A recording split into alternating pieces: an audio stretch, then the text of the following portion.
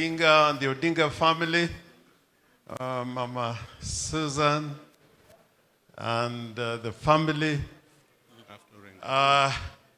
If I was to talk about Jaramogi, it would take a long time. But let me say on this day, at this hour, I was at the Aga Khan Hospital. I had come on a mission where Jaramogi had instructed me to write a letter to Nelson Mandela, which he wanted to be delivered. And he wanted a meeting between him and Nelson Mandela before Mandela became the president of South Africa. Jaramogi left us in January 1994, and Mandela became president in May 1994.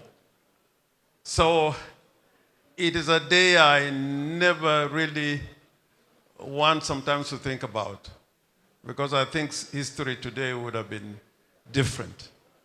But I'm grateful to Olaro Tunu, because the things that you said about Jaramogi, I would not want to repeat them, but because Jaramogi left us with a legacy of struggle.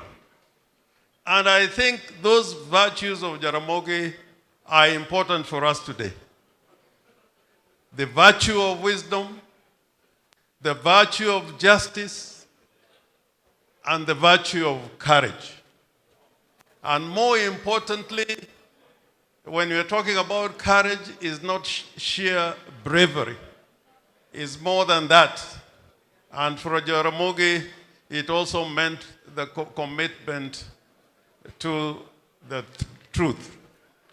So I would feel happy if I could say in a few words what Jaramogi desired of us, those that he left behind. And I just want to read from his own book.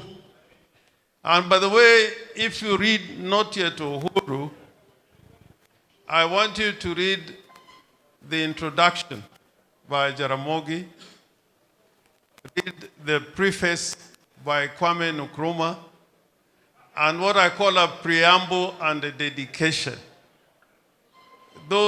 These three parts of Jaramogi's book are very important, thinking about the struggle today. And this is what Jaramogi said in this seminal book about the time.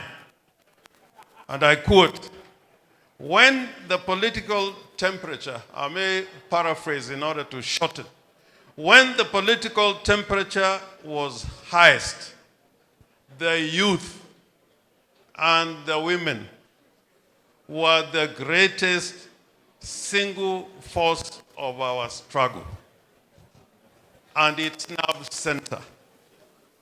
The women created the political consciousness," and I'm grateful what Jan Mbogo is saying. The women created the political consciousness which sent the people to the polls, and it is they who voted to sweep our first independence government to power. The youth and women galvanized the people on whose support we rode to victory. They were never afraid of bullets, tear gas, or jail. And then in his dedication in this book, what does he say? And I quote, "I dedicate this book, the story of my life and political struggle, to the youth of Kenya, my country, as the spirit of the youth carried us through our hardest days in the fight for independence, so on the youth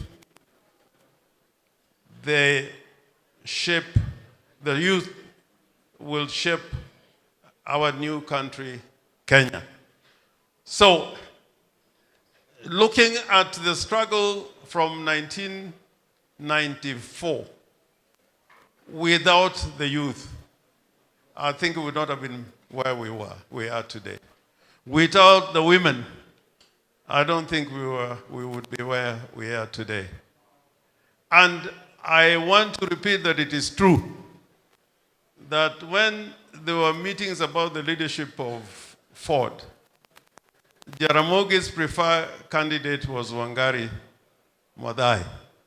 And you remember, to the end, in the elections that came, Wangari Maathai still advocated for Jaramogi to become the third president of the Republic of Kenya.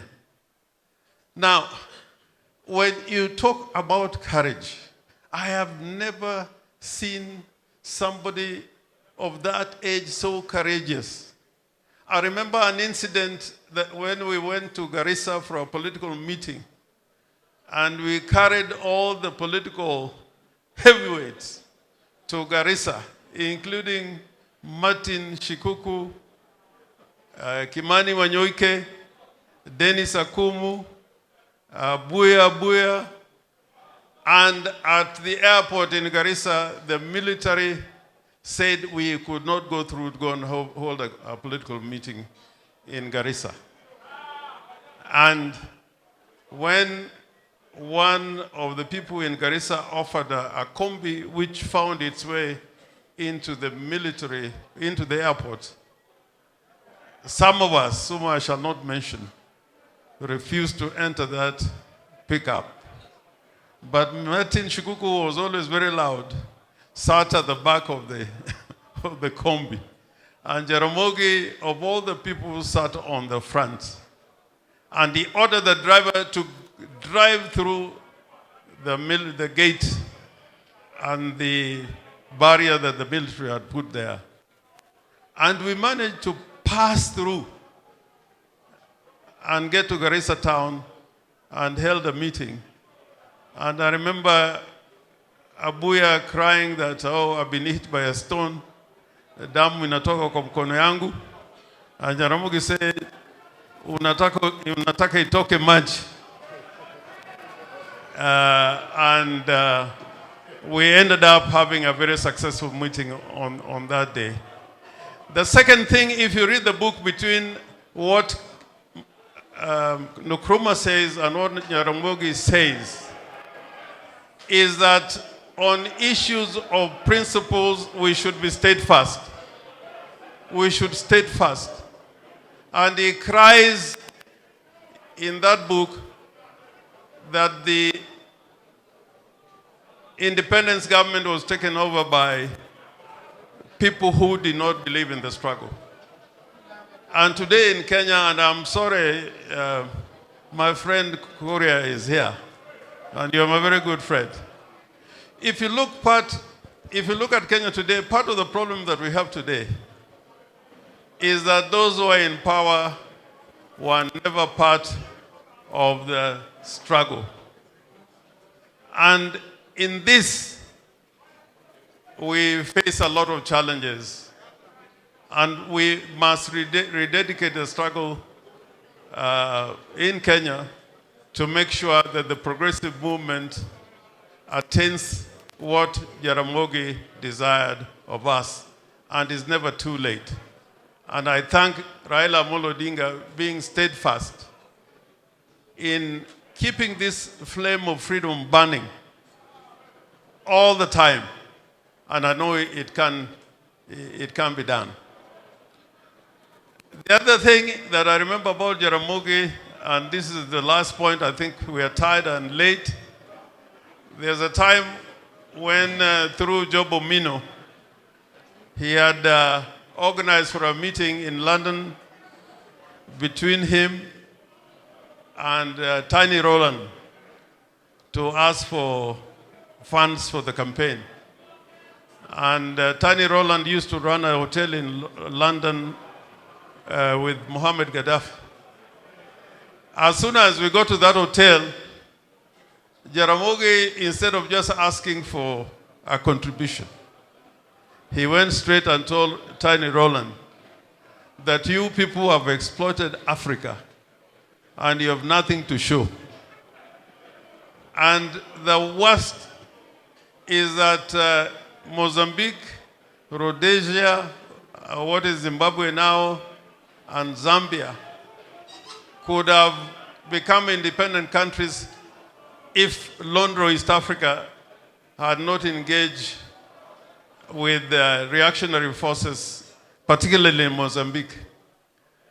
Now, when Tiny Roland walked out, and I was trying to whisper to him, Jaduong, Koroki wacha motango yudi pasa nenade. To owacha na to ko tamro ko we nyakwanyi said. So when Tiny Roland came back, he told him, I know you're Moi's friend. I will not stop you from giving him a contribution.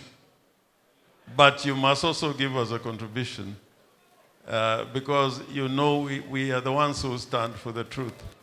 And a testimony to that, when Jaramogi died, Tiny Roland was here, to say bye-bye to Jaramogi Oginga Odinga. So this is a life that is very difficult to replicate, but I think the legacy lives, and Kenya is in the right trajectory if we follow the footsteps of Jaramogi Oginga Odinga. Thank you very much, and God bless you. Thank